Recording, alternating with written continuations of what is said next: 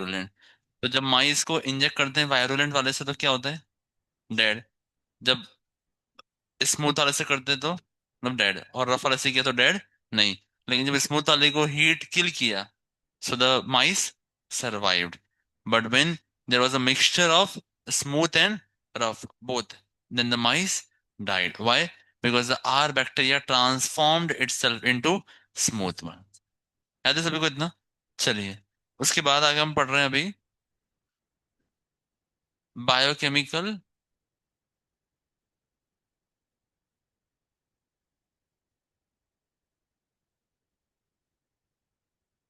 Biochemical proof of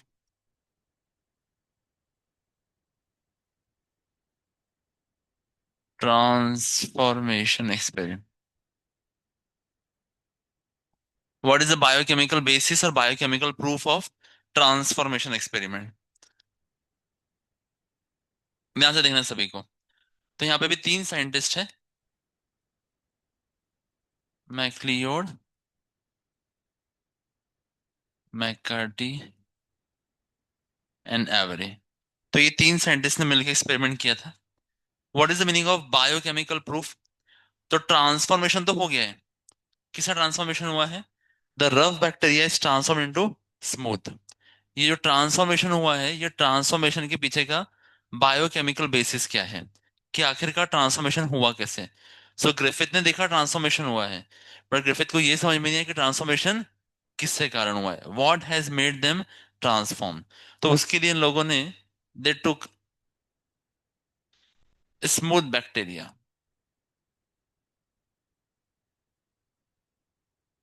they took smooth bacteria, और smooth bacteria के जो मेन मेन बायोमोलिक्यूल्स है उनको सेग्रीगेट किया। So what are the main biomolecules? We have carbohydrates, we have lipids, we have proteins, nucleic acids में DNA है और RNA है। तो इन चारों बायोमोलिक्यूल्स को अलग किया गया। सो ये टुक आउट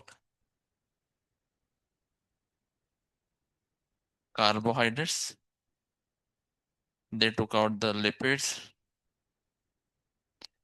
proteins, आरएनए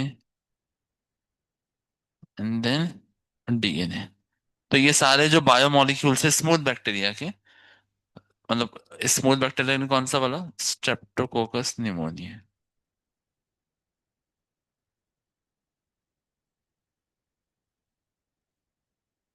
जो स्ट्रेप्टोकोकस निमोनिया है उसी का स्मूथ वेरिएंट, कि ये सारे चीजों को अलग किया गया, आइसोलेट किया गया, एक्सट्रैक्ट किया गया। And after extraction they all were kept in a test tube. और ये सारी चीजों को एक टेस्ट ट्यूब में रखा गया, और ये सारे टेस्ट ट्यूब के अंदर क्या था? There were many rough bacteria, बहुत सारे रफ बैक्टीरिया यहाँ प्रेजेंट थे। तो the purpose was to identify which biomolecule was picked up by rough bacteria। जब लास्ट एक्सपेरिमेंट में रफ और स्मूथ का मिक्सचर बनाया गया था, तो वहां पे कौन सा बायोमोलिक्यूल रफ बैक्टीरिया ने उठाया, कहाँ से उठाया? स्मूथ बैक्टीरिया से। और वो कौन सा बायोमोलिक्यूल स्मूथ मॉलिक्यूल उठाने के बाद रफ वाला ट्रांसफॉर्म हो गया एस में। तो हमने इसीलिए सारे बायोमोलिक्यूल आइसोलेट किए, और वो सारे बायोमोलिक्यूल्स हमने इन टेस्ट ट्यूब में डाले,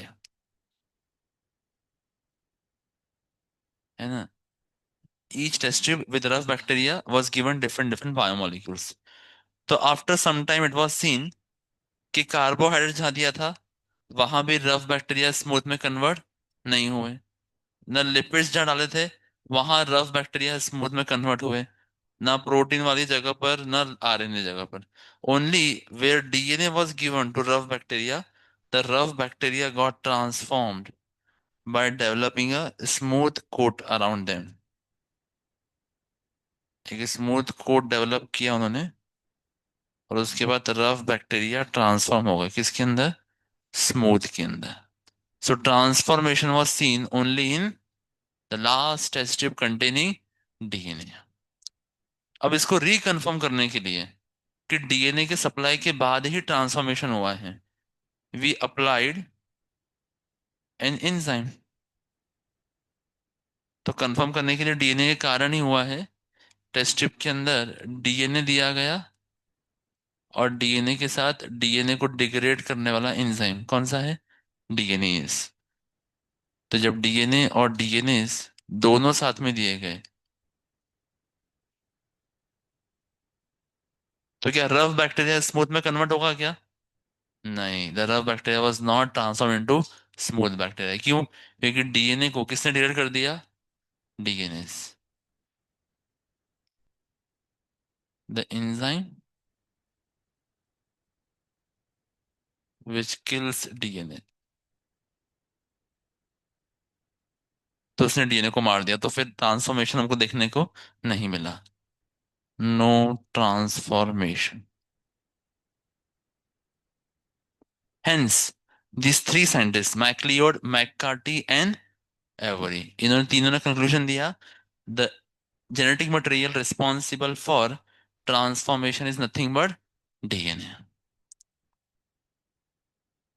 याद आएगा सभी को? So this is the second experiment. Now we have the third experiment, which is called as the unequivocal proof. बढ़ जाओ आगे, लिख ले सभी ने। So next is the Hershey and Chase experiment. Now Hershey and Chase,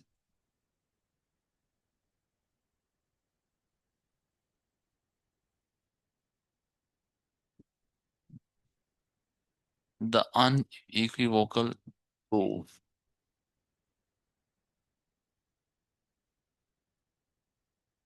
that DNA is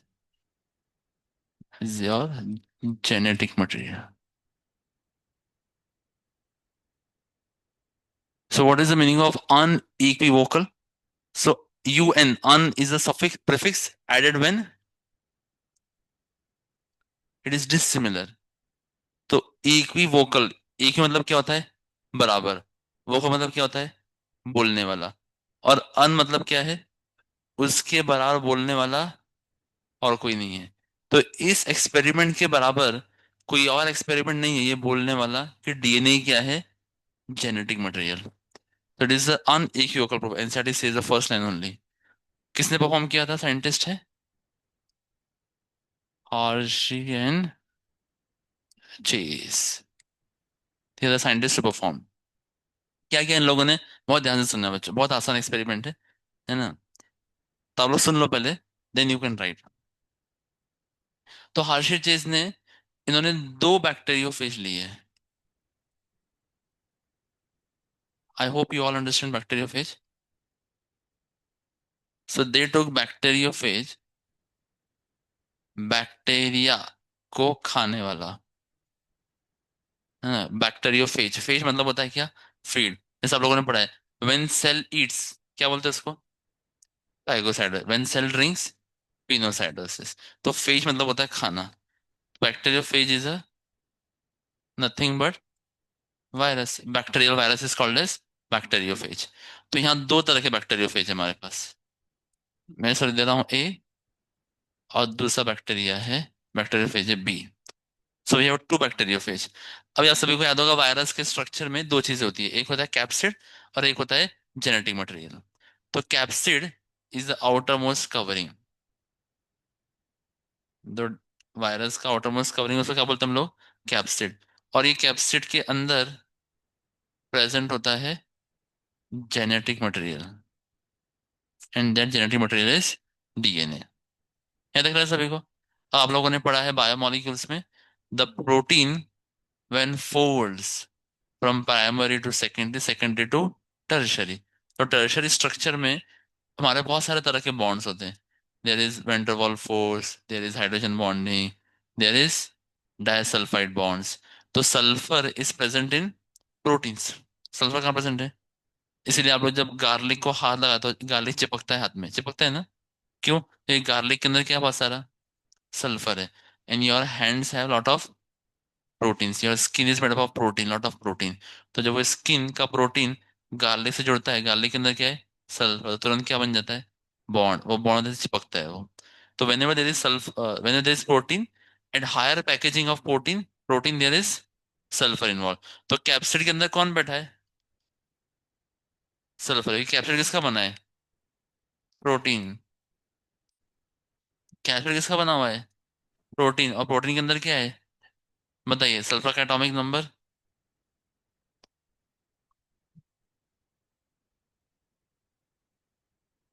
sulphur का atomic number 16। पक्का? तो एटॉमिक मास 32। फॉस्फोरस 15। तो डीएनए हैज फॉस्फोरस, यस और no? And capsid protein has sulphur. Protein का normal atomic mass होता है हमारा 30 और 31। फॉस्फोरस का 31 है ना? हाँ। So the radio active isotopes of phosphorus and sulphur were chosen. तो फॉस्फोरस का रेडियो एक्टिव आइसोटोप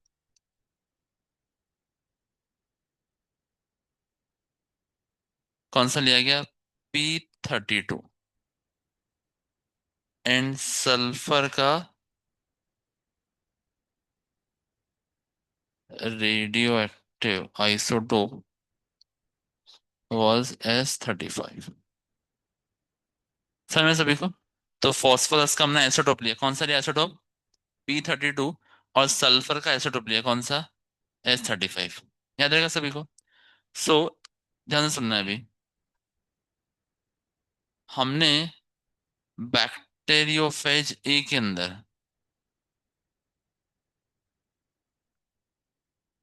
है ना, in bacteriophage uh we labelled the DNA, जो डीएनए था उस डीएनए को हमने लेबल कर दिया फॉस्फोरस P32 से। याद आएगा सभी को? तो ये जो बैक्टीरियोफेज है, बैक्टीरियोफेज का क्या लेबल्ड है? डीएनए लेबल्ड है। लेकिन एक दूसरा बैक्टीरियोफेज है,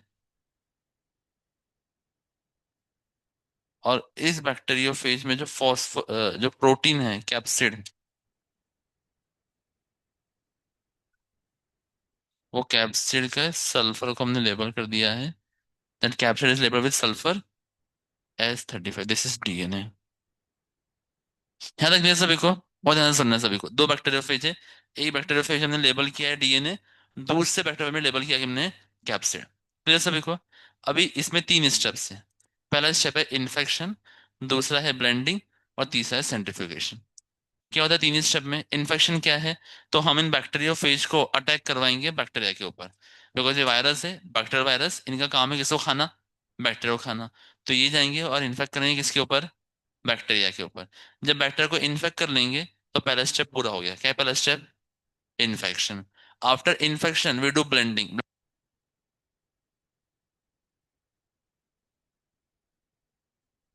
हरे Krishna. Cell.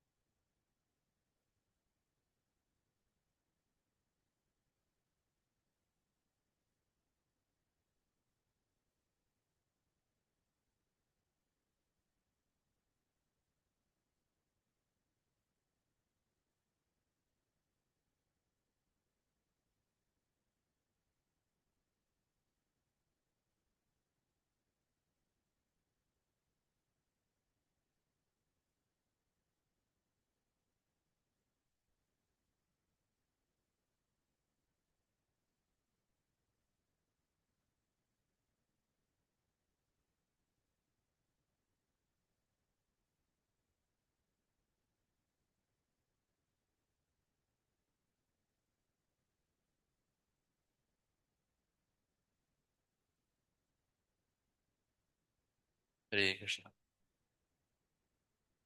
So bacteria is more heavier than virus.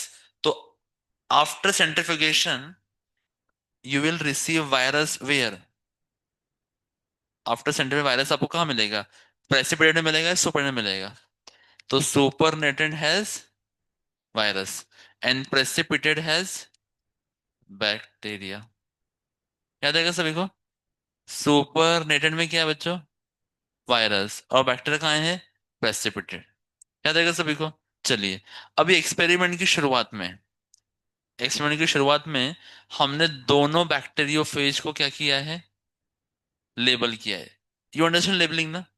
जैसे सपोज आपने कितने ने क्राइम पेट्रोल देखा है कभी? क्राइम पेट्रोल, क्राइम पेट्रोल देखा है ना? सीआईडी देखा है? सपोज धनंजय ने सुमित को मार दिया, और अभी हमको धनंजय के ऊपर डाउट है कि धनंजय कहाँ कहाँ जाता है, किससे किससे मिलता है। तो you have seen they put some what to say device which traces the location, and the device is so small it sticks to your body but you cannot identify also that is with your body. ये scene समझे? देखा आप लोगों ने? आपके बाल में अटका देते हैं या कहीं पे से लगा देते हैं, आपको पता नहीं लगता बॉडी में है, बट इट ट्रेसेस और लोकेशन। तो वैसे ही ये रेडियो एक्टिव आइसोटोप है कि आपने इसको लेबल कर दिया ना, वायरस कहाँ कहाँ जा रहा है, you can trace the location. जैसे सपोज आपका जो खाना है, आप सपोज क्या खाए ब्रेकफास्ट लंच में? माय गॉड, बच्चे भूल गए हमारे। क्या खाया बच्चे? हाँ,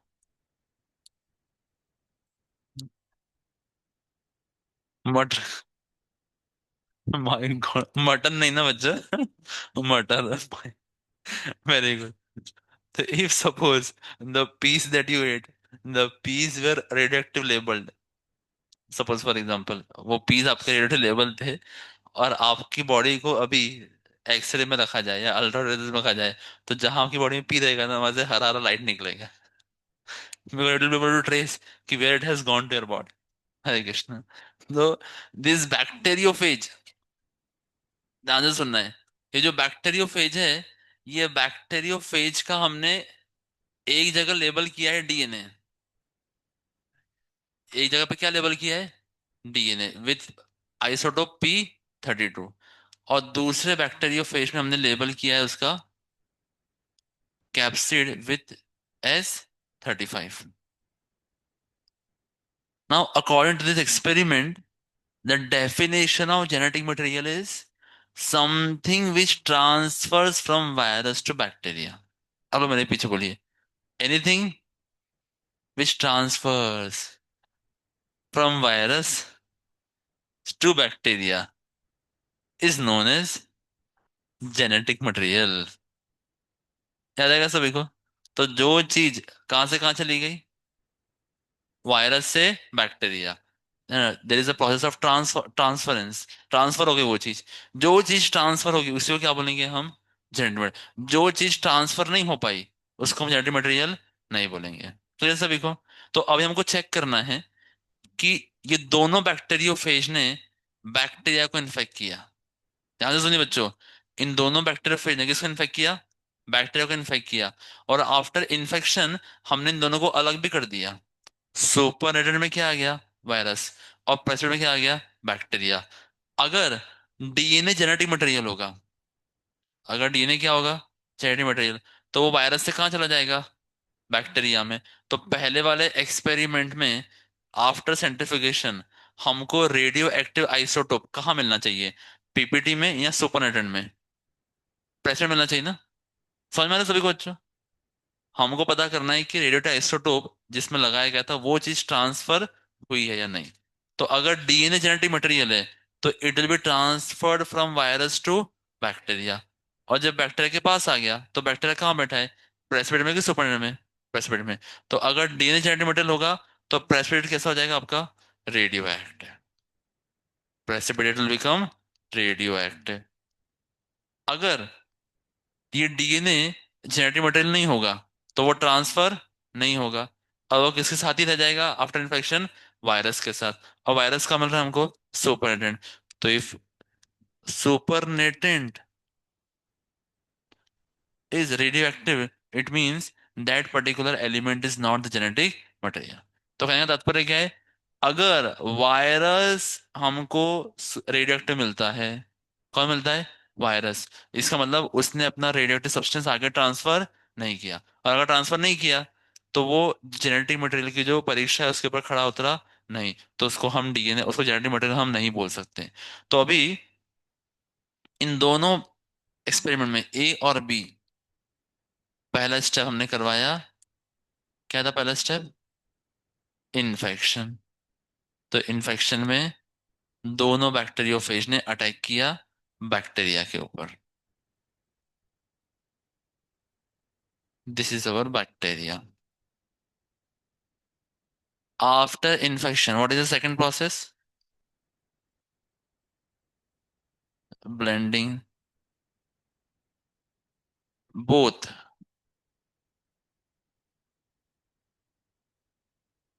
virus and bacteria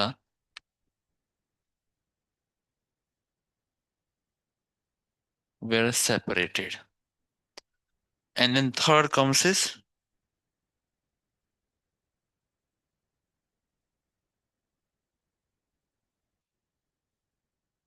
after centrifugation, you will receive two test tubes.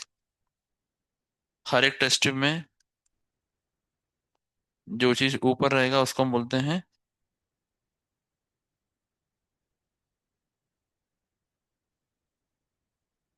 and at the bottom of test tube you will receive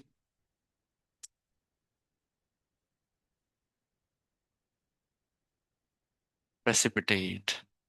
Supernatant has virus, whereas the precipitate has bacteria. And the definition of genetic material is something which is transferred from virus to bacteria. So in case of A experiment, the bacteria becomes, or the precipitate becomes radioactive, and here supernatant becomes radioactive. इसका मतलब जो capsid में protein था वो अभी virus के पास ही है, वो बैक्टीरिया में ट्रांसफर नहीं हुआ। लेकिन यहाँ पर जो रेडियोएक्टिव सब्सटेंस था डीएनए, वो वायरस से कहाँ चला गया? बैक्टीरिया में। समझ में सभी को? तो hence we conclude that DNA is the genetic material because it is transferred from virus to bacteria. Clear सभी को? पक्का? एक कंक्लूजन लिखवाने के आप लोग समझ जाएंगे। लिख लो आप लोग नोट। डायग्राम ड्रॉ कर लेना आप लोगों ने। नहीं, लिखो डायग्राम ड्रॉ। पहले ड्रॉ कर लो। तो ऊपर का भी नहीं लिखा क्या? अच्छा। अच्छा, सॉरी सॉरी।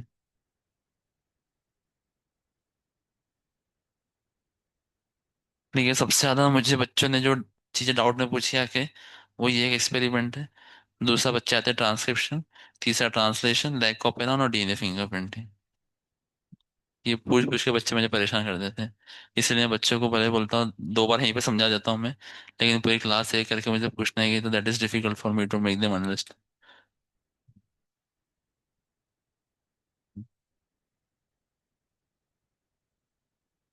एनसीईआरटी भी पढ़ लेते हैं हम लोग।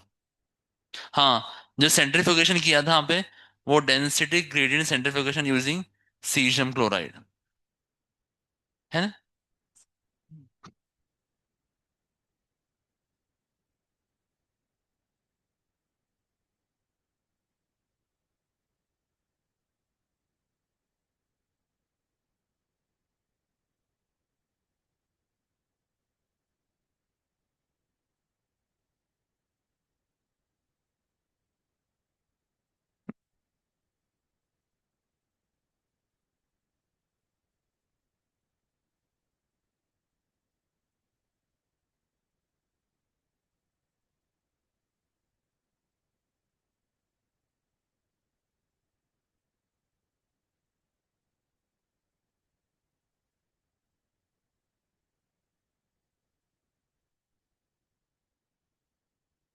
जिन लोगों ने डायग्राम ड्रॉ कर लिया है, they should read this NCERT part. तो if you doubt in NCERT line, you ask now only.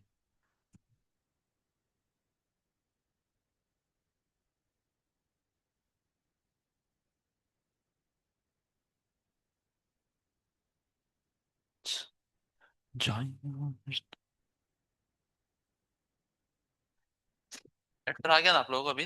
Actor भी आ गया ना? यही का एक्टर है क्या ये? आप लोगों के लिए नहीं है, रिपीटर के लिए नहीं है? सबके लिए ना?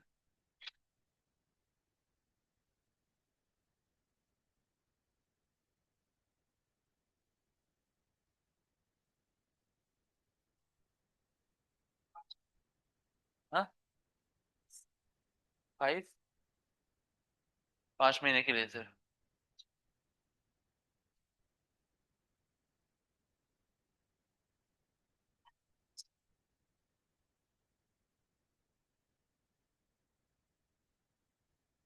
क्या बोल रहे समय?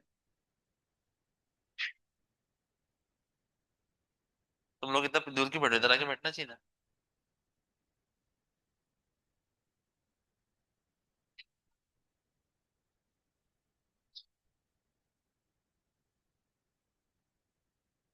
हाँ भैया, इधर से कौन सा चमके, इधर से बरोबर दिखता है।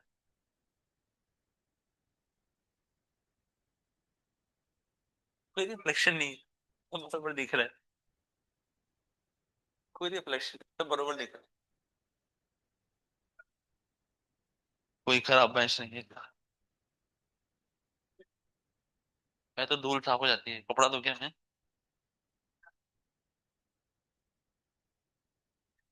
चलो हो गया बच्चों, फटा।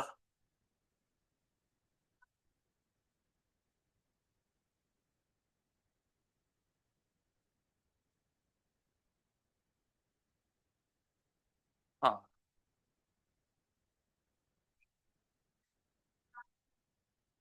ठीक है, यहाँ पे लिख लीजिए आप लोग। Density gradient सेंट्रिफिकेशन। डेंसिटी ग्रेडियंट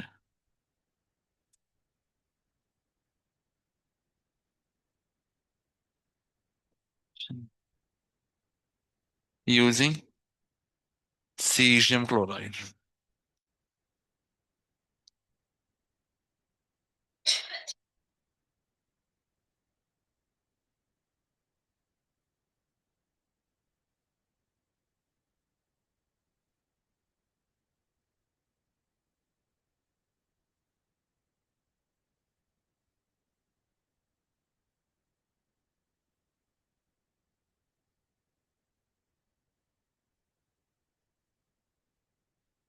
हो गया ना? अच्छा।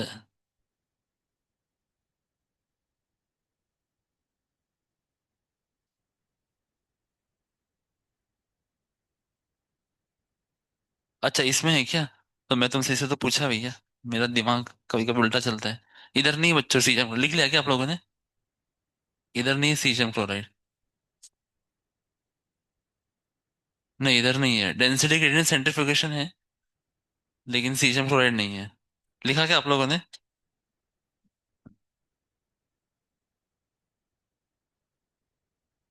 दिखो एनसीईआरटी।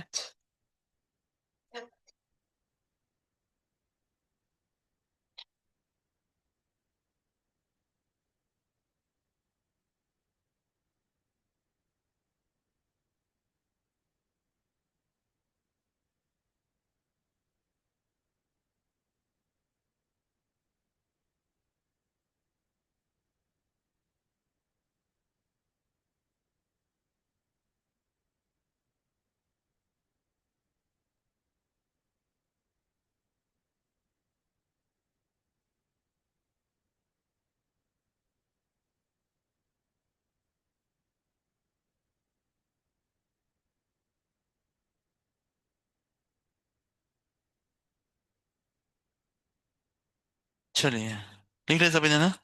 लिखे नोट, फटाफट लिखे। NOT note.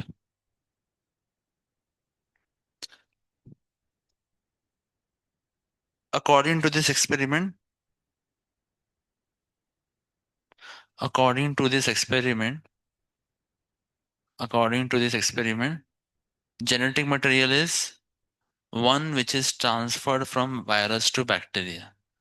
According to this experiment, genetic material is one which is transferred genetic material is one which is transferred from virus to bacteria. Virus to bacteria. In the third step of centrifugation, in the third step of centrifugation,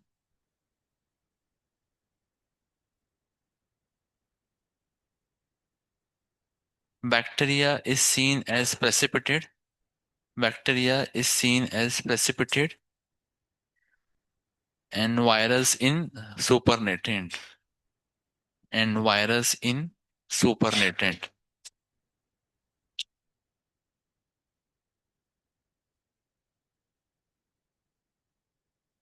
In case A, in case A वाला जो experiment था हमारा ए वाला, in case A, precipitate is radioactive. In case A, precipitate is radioactive. Whereas in case B, whereas in case B, supernatant is radioactive.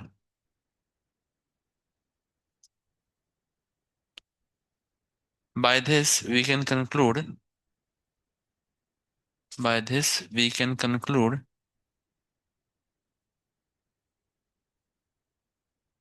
by this we can conclude that in case A, in case A, radioactive DNA, in case A, radioactive DNA was transferred from virus to bacteria. Radioactive DNA was transferred from from virus to bacteria.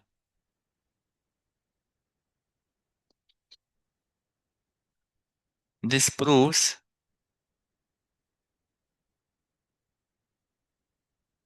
this proves DNA to be genetic material. This proves DNA to be genetic material.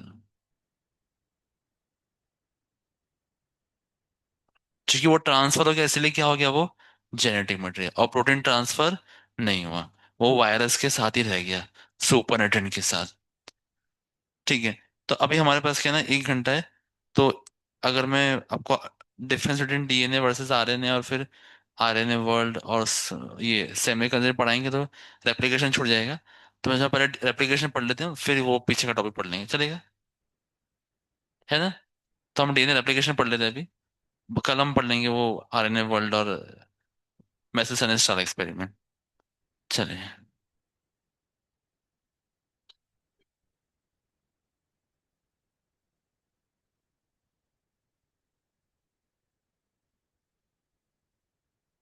DNA replication. तो what is meaning of replica? To create a copy, उस हम लोग बोलते हैं क्या? Replication. तो DNA का हम क्या कर रहे हैं? रेप्लिकेशन कर रहे हैं। तो इसके पहले डीएनए वर्सेस आरएनए में एक्सप्लेन किया गया है कि हम जेनेटिक मटेरियल उसी को बोलते हैं जिसके पास खुद को रेप्लिकेट करने का कैपेसिटी है। If somebody has some biomolecule is not able to replicate itself, then it is not called as genetic material. तो आप लिपिड को देखिए, प्रोटीन को देखिए, कार्बोहाइड्रेट को देखिए, क्या वो अपने आप को रेप्लिकेट कर पाते हैं क्या? नहीं। लेकिन डीएनए और आरएनए कर पाते हैं क्या? तो RNA is also able to replicate. Sure? कितना बोल रहे हैं आरएनए का रेप्लिकेशन भी होता है, एक आरएनए से दूसरा आरएनए बन जाता है। पक्का बनता है। फॉर एग्जाम्पल होता है कि आरएनए से आरएनए बनता है क्या बच्चों? एक आरएनए से क्या दूसरा आरएनए बनता है क्या? सोचो सोचो, पॉसिबल है क्या एक आरएनए से दूसरा आरएनए बनाना? हाँ। आरएनए इंटरफेरेंस ऐसा कुछ पढ़ा है क्या आप लोगों ने? क्या होता है आरएनए इंटरफेरेंस?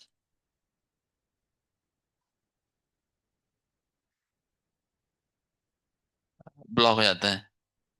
अच्छा। Cell cycle.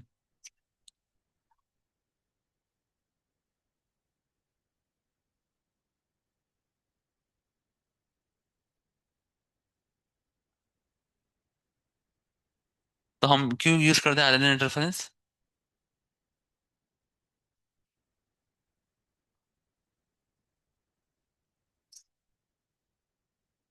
अच्छा, चलिए ठीक है, आप लोग थोड़ा सर्च कीजिएगा इसके ऊपर। Does RNA also shows replication? DNA replication हम पढ़ रहे हैं अभी। तो DNA replication occurs only once in the life of the cell. एक सेल के पूरे जीवन में डीएनए रेप्लिकेशन कितनी बार होता है? केवल एक ही बार होता है। ऐसा कब होता है? एस फेज में। तो हमारे पास एक जी1 फेज है, एक एस फेज है, दूसरा G two. This all three combined together is called as interphase. And then we have one mitotic phase. और माइटोटिक फेज के अंदर आपके पास है प्रोफेज, मेटाफेज, एनाफेज और फिर telophase. So DNA replication is very vital process for a genetic material to be called as for a genetic material to be called as for DNA to be called as genetic material। Standard dogma इसके पहले दिया है क्या NCERT ने?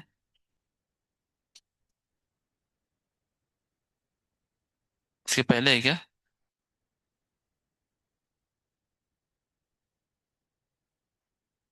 अच्छा, ठीक है, हम लोग यहीं पर लिख लेते हैं central dogma.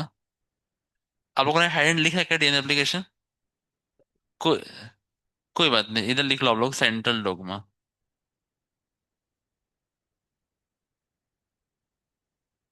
Central dogma was propose by scientist Crick. Crick ने प्रपोज किया था सेंट्रल डोग्मा। क्या है सेंट्रल डोग्मा? कि DNA being genetic material forms RNA using the process called as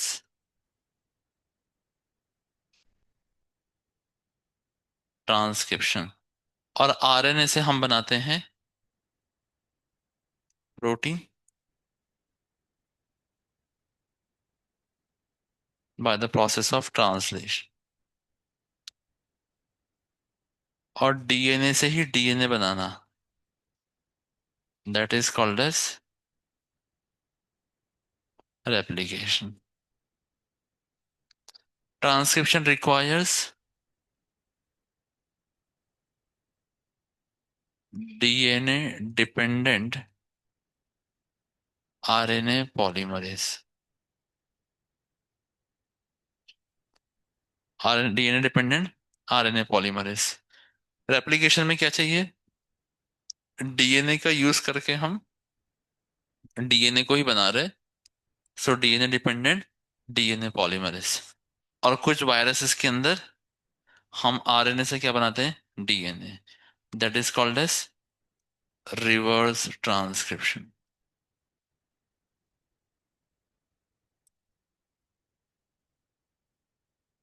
और यहाँ पर एंजाइम है reverse transcriptase RNA dependent DNA polymerase.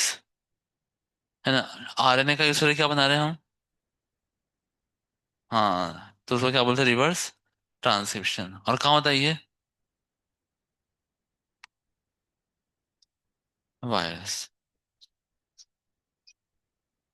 This is called as central dogma proposed by the scientist Crick.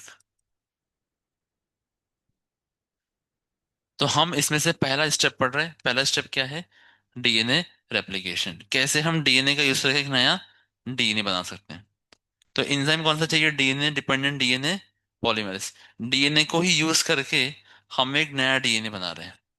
तो जो enzyme है किसके ऊपर डिपेंडेंट है?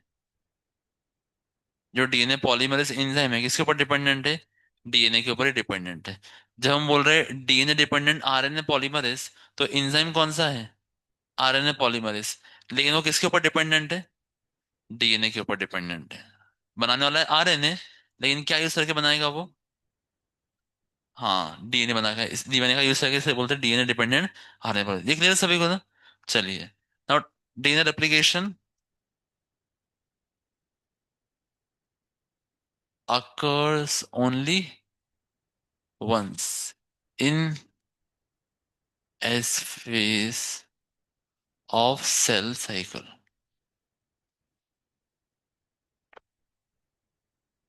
तो DNA replication is different in prokaryotes and different in eukaryotes. तो हम लोग एक जनरल प्रोसेस पढ़ने वाले डीएनए रेप्लिकेशन का। कहाँ होता है DNA replication? It occurs in the nucleus cytoplasm. कहाँ होता है, न्यूक्लियस में, साइटोप्लाज्म में? हाँ, न्यूक्लियस में।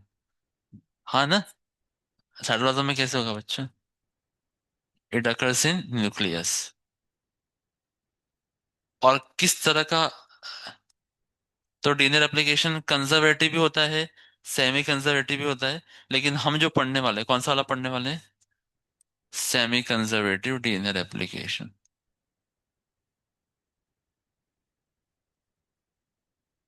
अभी ये करने के लिए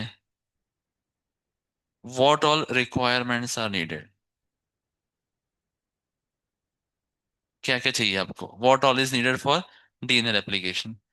सबसे पहले आपको चाहिए the point from where the replication begins. Replication begin कहाँ से होता है? ओराई। ओराई क्या है आपका? हाँ, ये।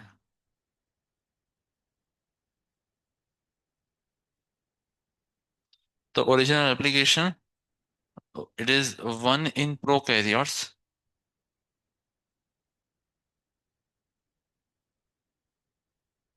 But many in eukaryotes. तो जनरली जो हमारा ह्यूमन डीएनए है उसके अंदर कितने ओराई होंगे? बहुत सारे। There are multiple places from where you can begin the replication, but in case of prokaryotes we have only one origin of replication. Then you require the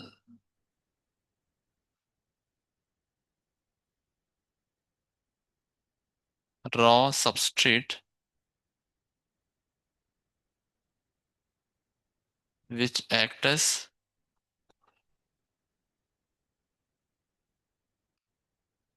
monomers and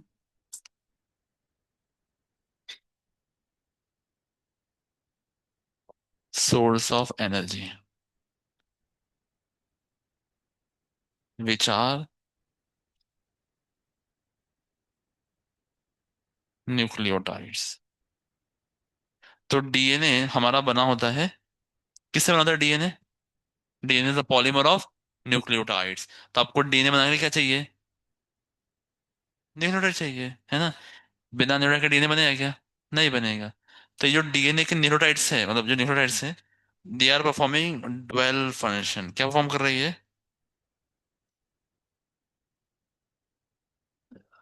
आप समझते हैं डुअल फंक्शन? एक ही चीज से आपके दो काम हो रहे हैं। तो क्या दो काम हो रहे हैं यहाँ पे? न्यूक्लियोटाइड से आप डीएनए तो बनाने वाले हैं, लेकिन कुछ बनाने के लिए आपको क्या चाहिए? आपने सुना है मेटाबॉलिज्म दो तरह का होता है, कौन कौन सा? कैटाबॉलिज्म और एनाबॉलिज्म। कैटाबॉलिज्म क्या होता है सुमित? अरे बेटा, कैटाबॉलिज्म, एनाबॉलिज्म। अरे भगवान, भगवान तुमको बहुत बुद्धि दे। हाँ। तो कैटाबॉलिज्म में जब हम किसी को तोड़ते हैं, ब्रेक डाउन। और एनाबॉलिज्म में क्या करते हैं शुभम? शुभम, कौन जुड़ जाते हैं? हाँ, सिंपल मॉलिक्यूल से क्या मतलब? कॉम्प्लेक्स।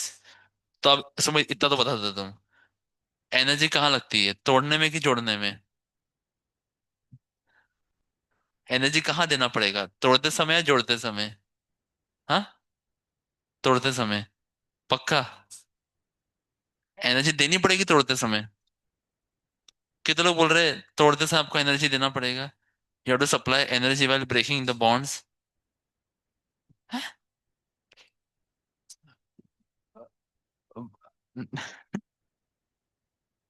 एग्जाम्पल, एग्जाम्पल लिखे। वो शायद तो ठीक है, केमिस्ट्री का एग्जाम्पल दो आप मुझे, कि बॉन्ड तोड़ते समय एनर्जी देना पड़ता है। नहीं, बहुत आसान है, इसमें बहुत डिफिकल्ट नहीं है। बहुत प्रैक्टिकल, आप डेली लाइफ में आप करते हैं ये सब।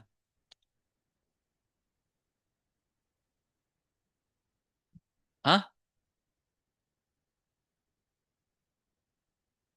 तो बर्फ में बॉन्ड्स होते हैं क्या? हाँ, वो फिजिकल चेंज है। तो फिजिकल चेंज बनते समय बॉन्ड चेंज नहीं हो रहे? एक स्टेट से दूसरे स्टेट में जा रहे हैं। हाइड्रोजन बॉन्ड्स होते हैं आइस के अंदर, और वो टूट जाते तो वाटर बन जाता है। अच्छा, ये एग्जांपल और एग्जांपल नहीं है?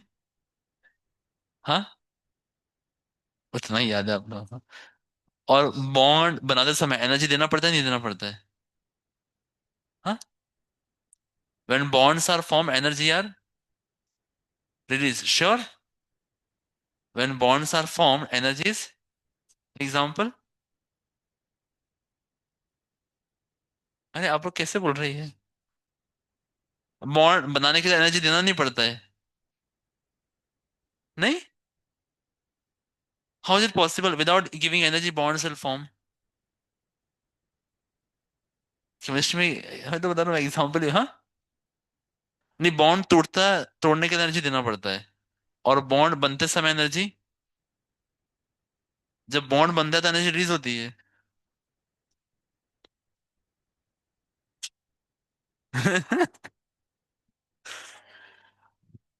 हे भगवान, यही है। नहीं, वो तो you explain to me, I am not able to understand this.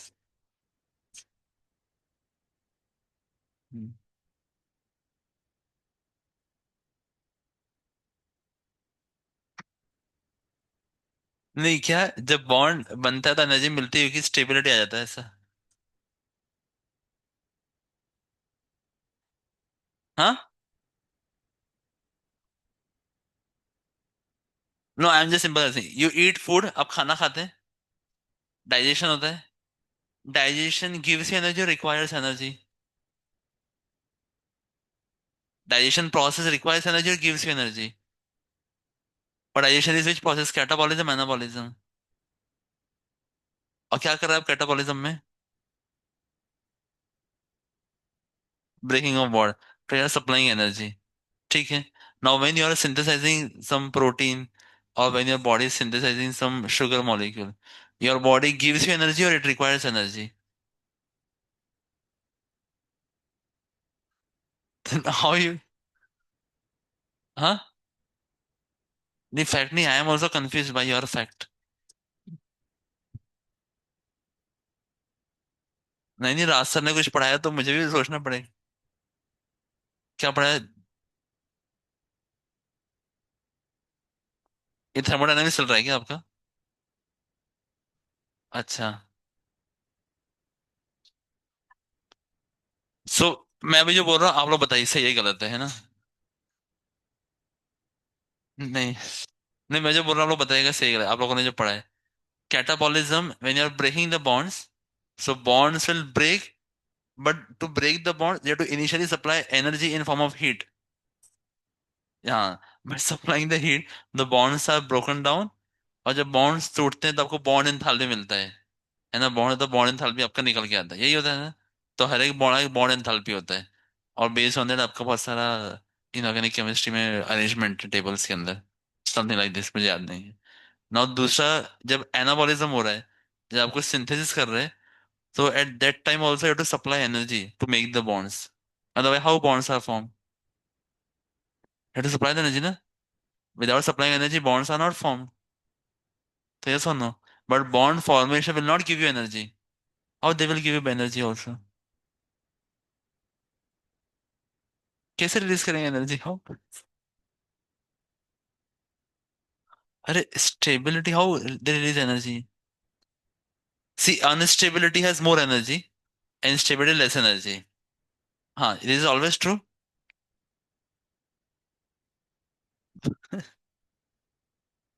C, there is an, no I tell you, suppose there is an endothermic reaction. तो एंडोथर्मिक रिएक्शन में सबस्ट्रेट, आप लोगों ने बायोमॉलिक्यूल्स में ग्राफ पढ़ा है ना, एक्टिवेशन एनर्जी का ग्राफ? तो वो एक्सोथर्मिक रिएक्शन का ग्राफ है। Substrate has higher energy, product has lower energy. But in endothermic reaction substrate has lower energy, product has higher energy. And who is more stable, substrate और product? Substrate और product में से कौन ज्यादा stable है, substrate के product? But product की energy ज्यादा है सबस्ट्रेट से, एंडोथर्मिक रिएक्शन। नो, सबस्ट्रेट और प्रोडक्ट में if you draw the graph of endothermic reaction, आपको अबे रास्ते से पूछना, सर एंडोथर्मिक रिएक्शन का ग्राफ हमको बताइए। Substrate has lower energy, product has higher energy, how is it possible? if something is more stable, should I have less energy than the substrate ना?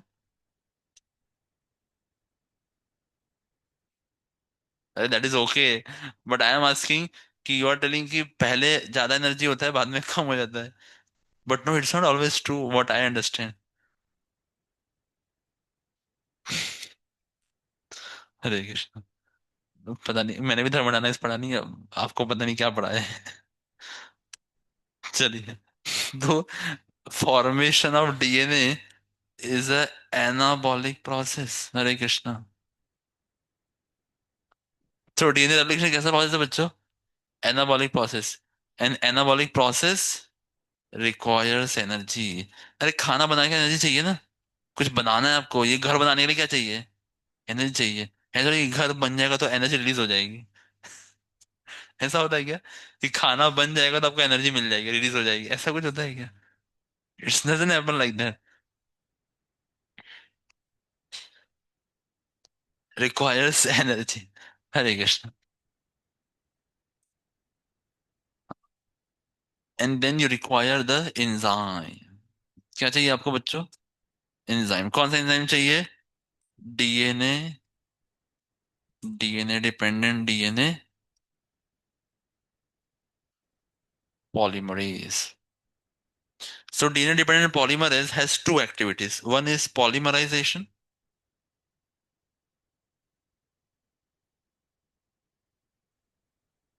और दूसरा है endonuclease activity.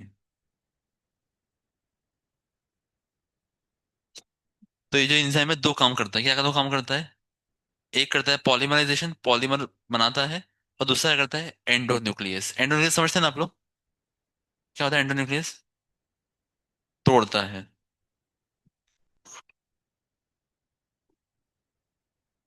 And sometimes some DNA polymerase also does proof reading. क्या करते हो लोग? Proof reading मतलब क्या है? चेक करना कि ए का पेयरिंग टी के साथ ही हुआ है कि नहीं, जी का पेयरिंग सी के साथ हुआ है कि नहीं। This is called as what? Proof reading. So proof reading is also done by sometimes DNA dependent DNA polymerase. अब ये डीएनए डिपेंडेंट पॉलीमरेज तीन तरह के होते हैं। DNA dependent polymerase 1, 2 and 3। इसमें से हम लोग जो यूज करने वाले हैं वो कौन सा यूज करने वाले? 3। Why? Because the speed is maximum 2000 base pairs per second. तो हम जो डीएनए पॉलीमरेज यूज करेंगे, that is DNA polymerase 3, due to high speed, due to high speed of polymerisation. कितना स्पीड है? So 2000 base pairs per second. एक second में ये 2000 base पे जोड़ देता है।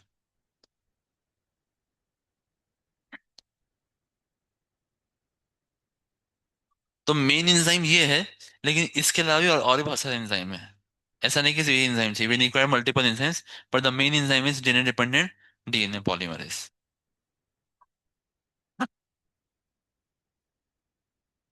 ठीक है, याद रहेगा सभी को। So these are the requirements जो हमको चाहिए।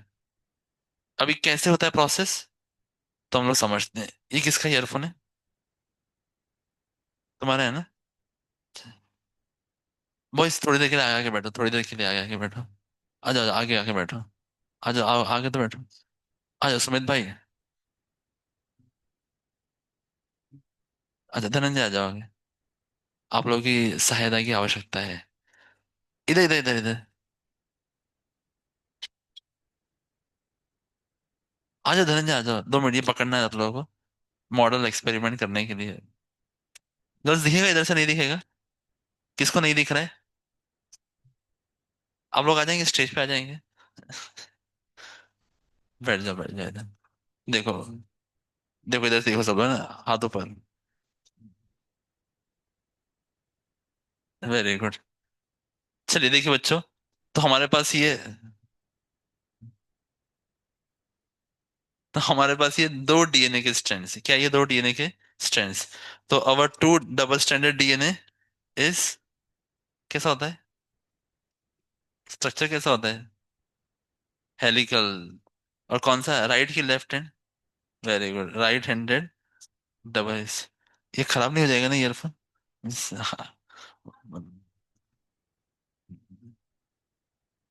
चलिए, तो हमारा ये DNA, this is our DNA double helix. ठीक है सभी को ना, ये डबल हेलिक्स डीएनए है। अब ये long 2.2 metre long double helix DNA, थोड़ा टाइट।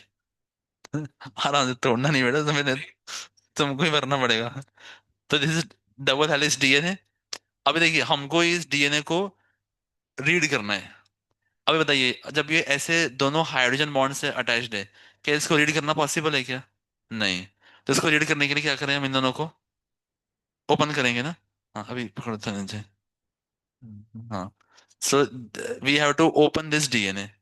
तो सबसे पहले एंजाइम आता है हेलिकेस। कौन सा आता है? तो यहाँ पर सपोज कहीं पे एक जगह और आई होगा, क्या होगा यहाँ पे एक जगह और आई। तो ये और आई की जगह पे आएगा एंजाइम हेलिकेस। कौन सा एंजाइम आएगा? अब ये दो डबल हेलिक्स के बीच में कौन सा बॉन्ड है? कौन सा बॉन्ड है? Hydrogen bond.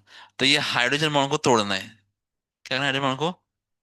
तो ये हाइड्रोजन बॉन्ड को तोड़ने के लिए, अरे तुम पतंग की तरह उड़ाओ मत इसको। अरे तो you have to manage that. तो ये हेलिकल स्ट्रक्चर आया। अरे, तो helicase comes and breaks the hydrogen bonds. पकड़ो धनंजय, है ना? ये आया और उसने जैसे ही हाइड्रोजन बॉन्ड तोड़े, तो ये ऐसा स्ट्रक्चर बना, दिख रहा है सभी को? This is called as replication fork. देखो, है ना, इधर एक फोर्क बन रहा है, इधर एक फोर्क, ऐसा दिख रहा है सभी को ना? तो ऐसा था पहले, ये खोला तो कैसा बन गया ऐसे। तो this is one fork, this is another fork. तो दोनों मिलके बनता है हमारा रेप्लिकेशन फोर्क। तो एक हम लोग सिर्फ एक ही स्टडी करते हैं, बाकी फोर्क दोनों है। You have seen the forks ना? FORK, कितने लोगों ने देखा है रेप्लिकेशन फोर्क? नहीं देखे? मतलब फोर्क भी नहीं देखे, FORK। कोई बात नहीं, अब लोग यूट्यूब आएगा ना, अभी तो सर्च करना व्हाट इज फोर्क। अरे पकड़ो बेटा, अभी नहीं सर्च करना, यूट्यूब आएगा जब 4 बजे। अरे खुल गया पूरा का पूरा। हाँ, 2 मिनट बता रंजय। अभी देखिए, अभी ध्यान से बच्चों, अभी ये रेप्लिकेशन फोर्क।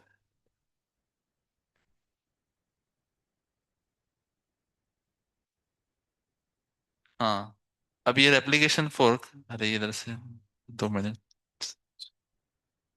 हरे कृष्णा हरे कृष्णा, कृष्णा कृष्णा हरे हरे, हरे राम राम राम हरे हरे। हाँ, पकड़ो अभी धनंजय, दुख हो रहा है, 2 मिनट लेकिन। तो ये रेप्लिकेशन फोर्क ऐसे खुलेगा, और अगर मैं इसको छोड़ दूं तो वापस से क्या हो जाएगा वो? कॉइल हो जाएगा, है कि नहीं? So this replication forks are form. और ये फोर्स को इसी तरीके से बनाए रखने के लिए हम लोग क्या करते हैं, there is Toppo isomerase enzyme. कौन सा एंजाइम है? टोपो आइसोमरेज। वो एंजाइम क्या करते हैं, इन डबल हेलिसेस को वापस से कॉइल होने से रोकते हैं, है ना? अगर हमने इसको पहले खोल लिया, और खोलने के बाद क्या होगा, ये वापस से बाइंड होगा। हाँ, तो सॉरी, टोपो आइसोमरेज नहीं, सिंगल स्टैंडर्ड बाइंडिंग प्रोटीन। कौन सा प्रोटीन है? सिंगल स्ट्रैंडेड बाइंडिंग प्रोटीन, एक एक स्ट्रैंड से एक प्रोटीन बाइंड हो जाएगा, तो इसलिए बोला क्या है, SSBP, single stranded binding protein. ताकि वो कैसा रहे, फोर्क के फॉर्म में रहे, वापस से कॉइल नहीं हो जाए। अब जब ये कॉइल बनेगा, हाँ,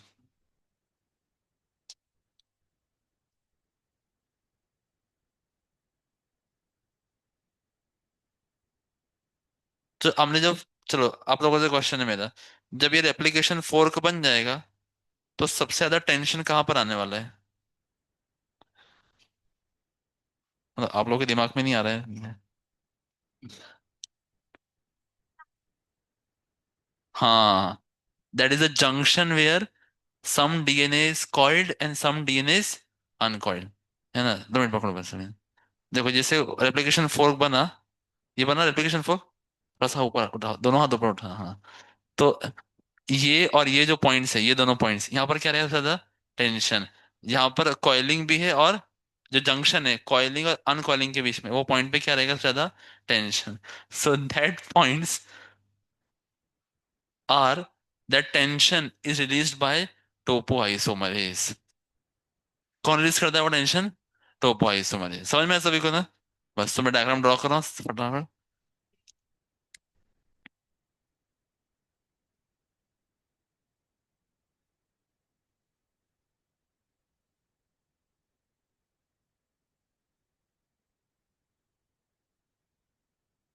तो ये 5 डैश, 3 डैश, ये 5 डैश और ये 3 डैश। तो helicase enzyme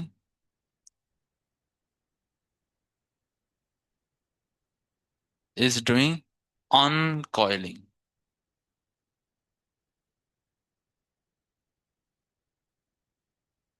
helicase enzyme is doing uncoiling by breaking hydrogen bonds.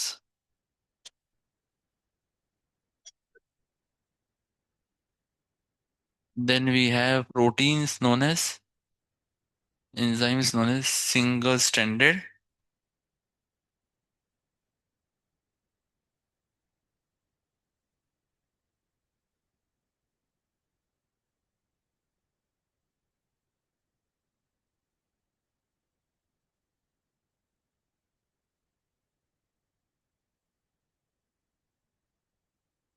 single-stranded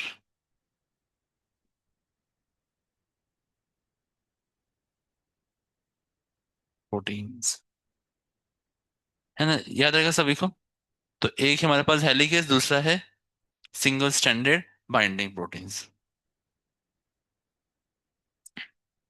और टेंशन रिलीज करने के लिए हमारे पास है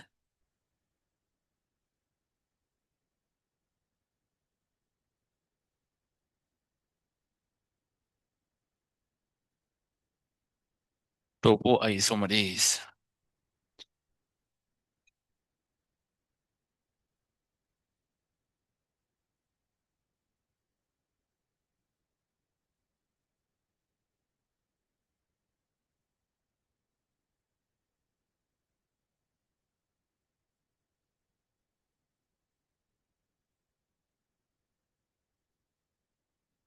ठीक है, लिख लिया सभी ने इतना? टोपो आइसोमरेज।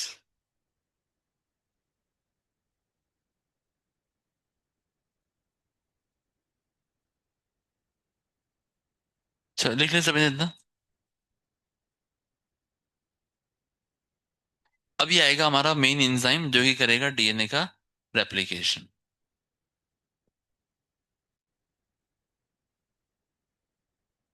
क्या नाम है एंजाइम का बच्चों? बॉयज क्या नाम है एंजाइम का? DNA dependent DNA polymerase. और यहाँ पे लिख लीजिए आप, this DNA dependent DNA polymerase works in only one direction, 5' to 3'। है ना? डीएनए पॉलीमरेज किस डायरेक्शन में काम करता है? 5' to 3', 5' to 3'।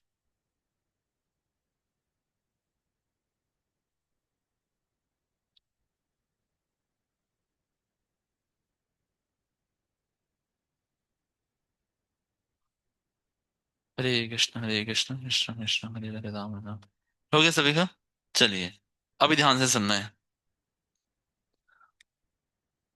मैं भी।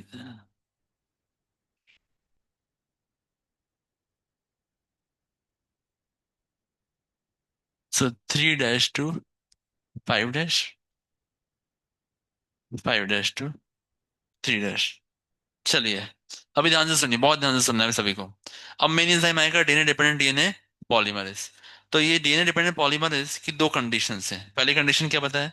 It works only in one direction from 5' to 3'। दूसरा कंडीशन है, ये तभी काम करता है जब इसको फ्री 3' एंड अवेलेबल होता है। फर्स्ट कंडीशन क्या था? डायरेक्शन है 5' to 3'।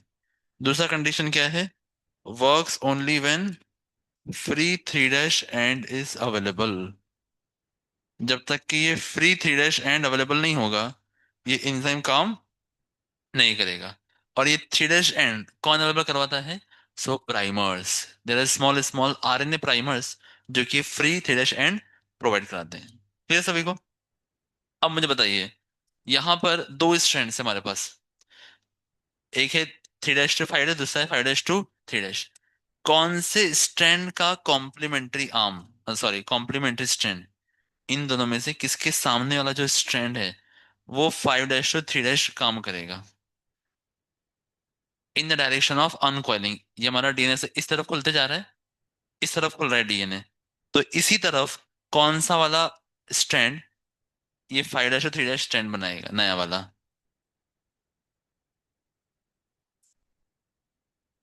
नीचे वाला ऊपर वाला?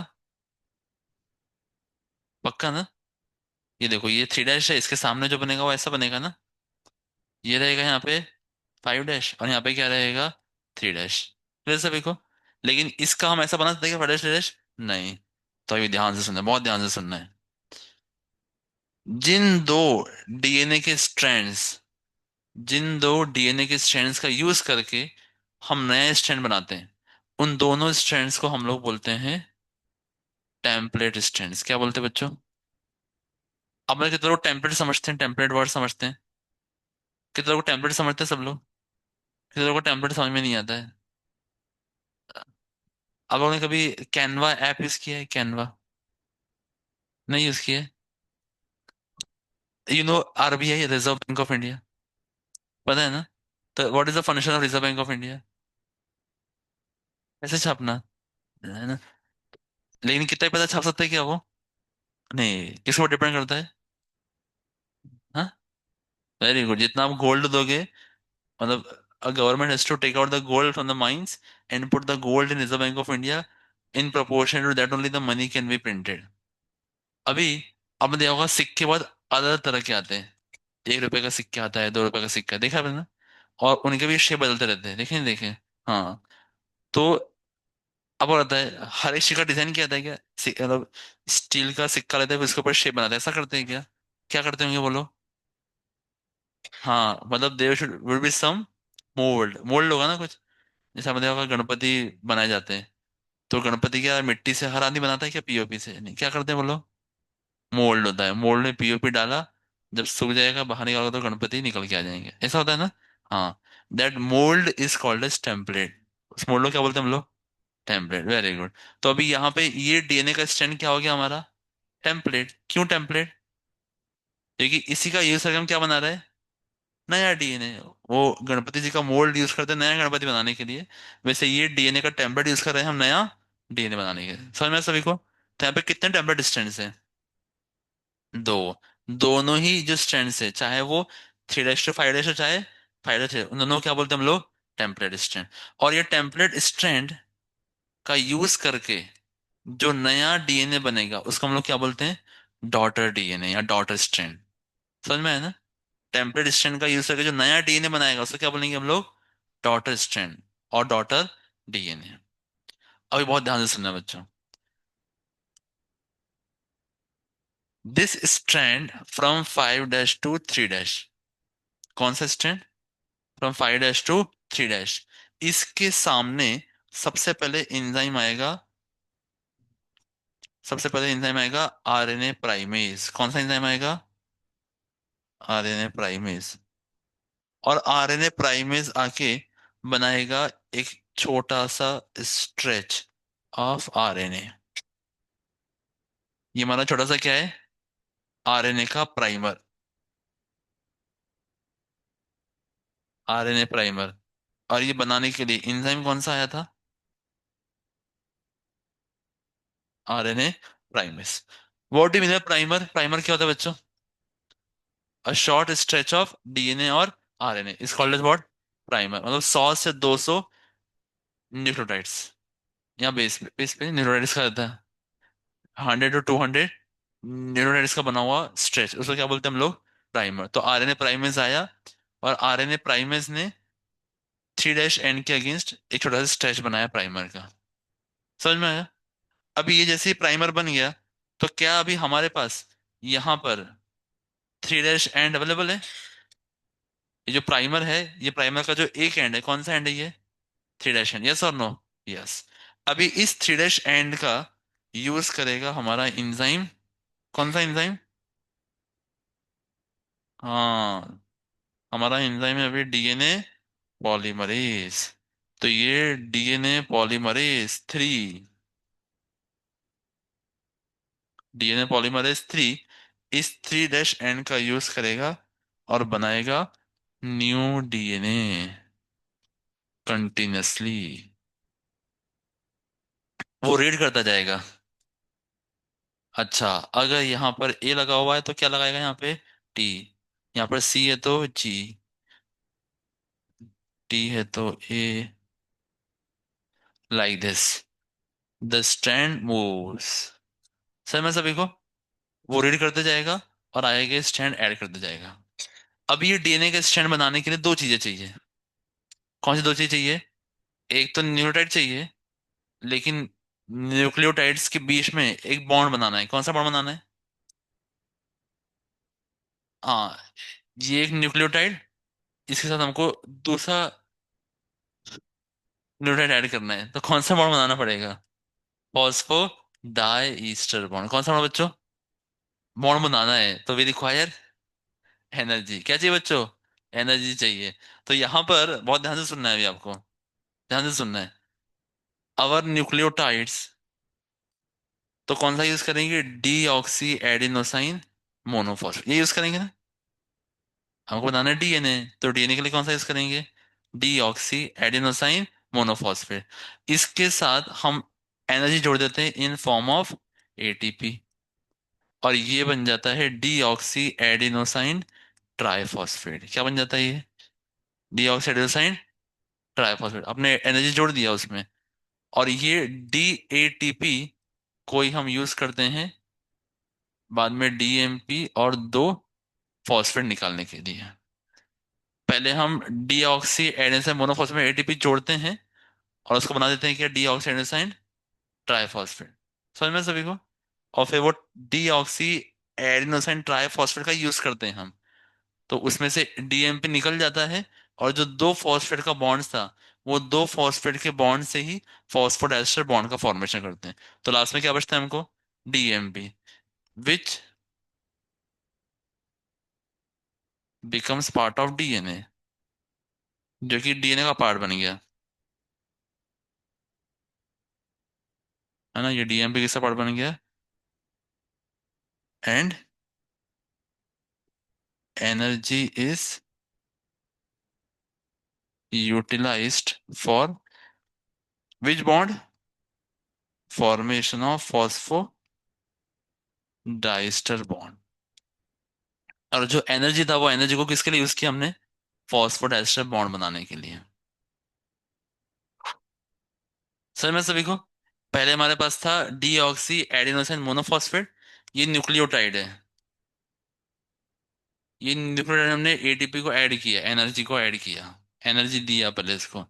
तो ये हो गए हमारे एक्टिवेटेड न्यूक्लियोटाइड्स, और उनका और they are then used. So DMP becomes part of DNA, and the energy which was stored is utilized for the formation of phosphodiester bond. चलो क्या सभी को? तो ये जो एंजाइम है डीएनए पॉलीमरेज क्या कर रहा है? ये रीड कर रहा है पहले डीएनए को। अच्छा, यहाँ पे ए लिखा है, तो मुझे सामने कौन सा ऐड करना है? न्यूक्लियोटाइड टी ऐड करना है। उसका अगला कौन सा है? सी। तो कौन सा ऐड करना है? जी। अब ए के सामने टी लेकर आया, सी के सामने जी, और फिर टी और जी के बीच में क्या बनाएगा वो? बॉन्ड। समझ में है ना? तो it is reading the DNA and simultaneously forming bonds. Which bonds? Phosphodiester bonds. Clear है सभी को? इसको बोलते हैं डुअल फंक्शन। क्या बोलते हैं इसको हम लोग? Dual function. तो ये जो स्ट्रैंड बना है, इस स्ट्रैंड को हम लोग बोलते हैं कंटिन्यूअस स्ट्रैंड। कौन सा स्ट्रैंड बोलते हैं बच्चों? कंटिन्यूअस। क्यों कंटिन्यूअस? जैसे जैसे आपका डीएनए खुलता जाएगा, वैसे वैसे आपका ये बॉन्ड, और वैसे से ये डीएनए बनता जाएगा। तो ये सभी को, लेकिन इसके अपोजिट देखिए, अभी ध्यान से देखिए इसके अपोजिट। अभी इसके अपोजिट, अभी अगर मैं यहां से शुरू करूँ ये 5 डैश, तो 5 डैश के सामने कौन सा आएगा? यहाँ पे टर्मिनल। और यहाँ पर कौन सा आएगा? क्या ये 5 डैश का यूज करके मैं डीएनए बना सकता हूँ क्या? नहीं, क्योंकि हमारा पोलैरिटी क्या है? 5 डैश टू 3 डैश। तो 5 डैश पोलैरिटी का यूज करूंगा, तो नया जो डीएनए बनेगा वो किस डायरेक्शन बनेगा? 3 डैश टू 5 डैश। यहाँ पोलैरिटी आप लोग लिख लो। यहाँ पर है फाइव डैश पोलैरिटी, और यहाँ है थ्री डैश पोलैरिटी। लेकिन वहां वो पॉसिबल नहीं है, इसलिए मैं क्या करूंगा, ध्यान से देखना बच्चों। I will form RNA primer here. मैं यहाँ प्राइमर बनाऊंगा, इसका पोलैरिटी होगा फाइव डैश टू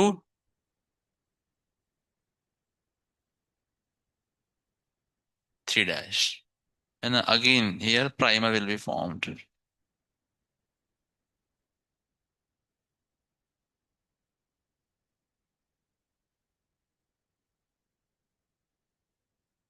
और ये प्राइमर यूज करूंगा मैं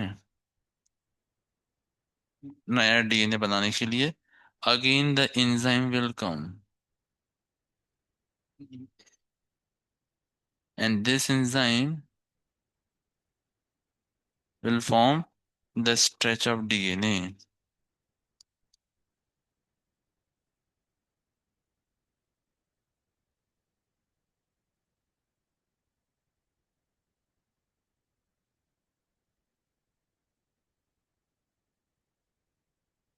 यहाँ पोलैरिटी रहेगा five dash to three dash. समझ में सभी को। लेकिन अभी ये वहां तक तो बन गया, लेकिन जब ये डीएनए और खुलेगा, देखिए ध्यान से देखिए, जब ये डीएनए और ओपन होगा, तो ये तो स्ट्रैंड ऐसे कंटिन्यूअसली बनता जाएगा। लेकिन इसके लिए क्या करना पड़ेगा हमको, again you have to make a primer, and till this point you have to make a new DNA. समझ में सभी को ना। तो ये जो स्ट्रैंड बन रहा है, ये कौन सा स्ट्रैंड बन रहा है, discontinuous strand.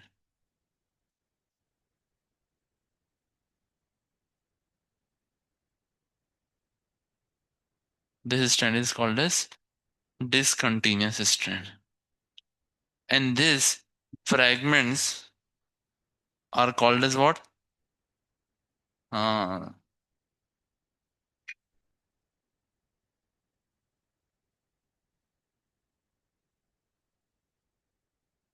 these fragments are called as Okazaki fragments। 2 minute, ये ओकाजाकी fragments में सिर्फ डीएनए आता है, प्राइमर नहीं आता है।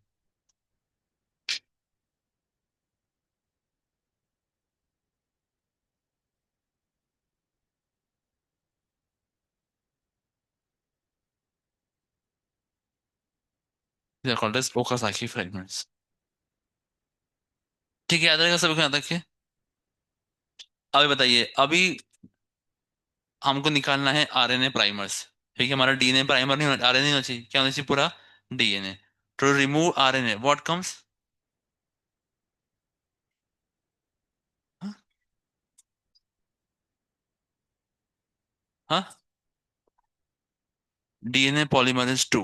कौन था बच्चों, डीएनए पॉलीमरेज टू आएगा।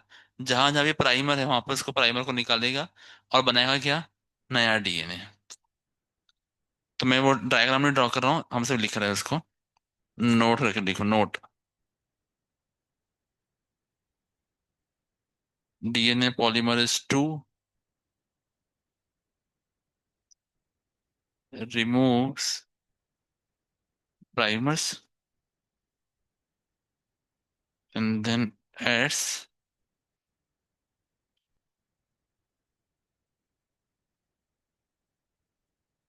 कॉम्प्लीमेंट्री डीएनए टू इट,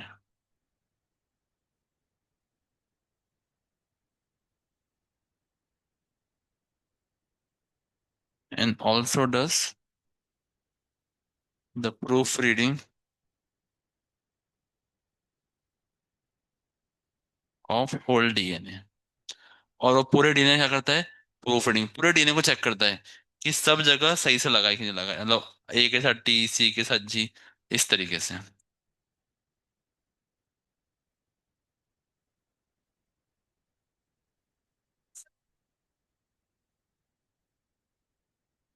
नहीं, डीएनए पॉलीमरेज टू ही करता है।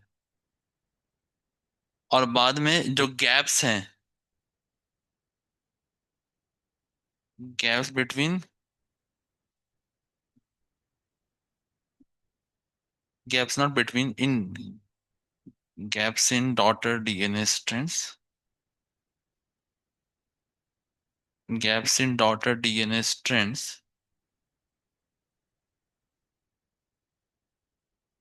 Are filled by ligase. Ligase आएगा और जितने भी गैप्स हैं सबको फिल कर देगा।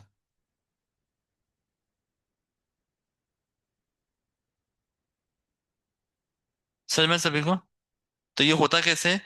देखिए ये सपोज डीएनए है, ये यहाँ पे ओराई था, यानी डीएनए यहाँ पे क्या था, ओराई। डीएनए पॉलीमरेज आया, उसने यहाँ से पढ़ना शुरू किया और वापस यहाँ पे आके खत्म कर दिया। समझा ना? तो यहाँ पे कितने सर्कल हो गए, दो सर्कल हो गए ना। तो एक सर्कल बाहर निकल जाएगा, एक सर्कल वहीं रह जाएगा। तो कितने स्टैंड, कितने डीएनए हो गए हमारे पास? दो डीएनए।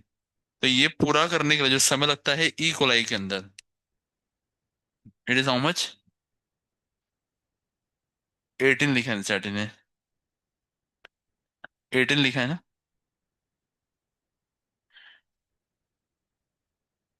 It requires 18 minutes.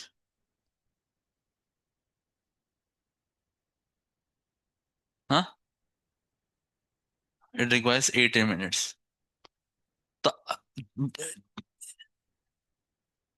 तो देखो ये कैसे, ये बैक का चेन है ना।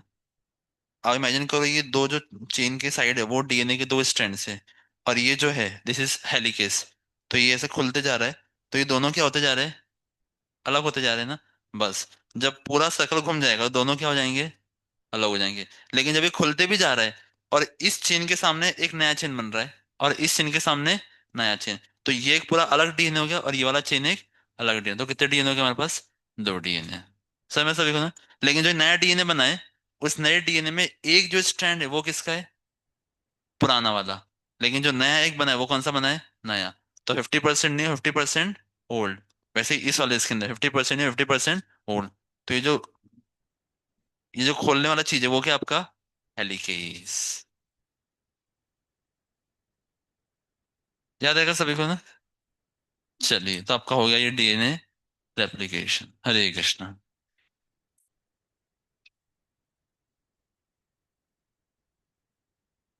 हाँ, डाउट पूछ लीजिए आप लोग।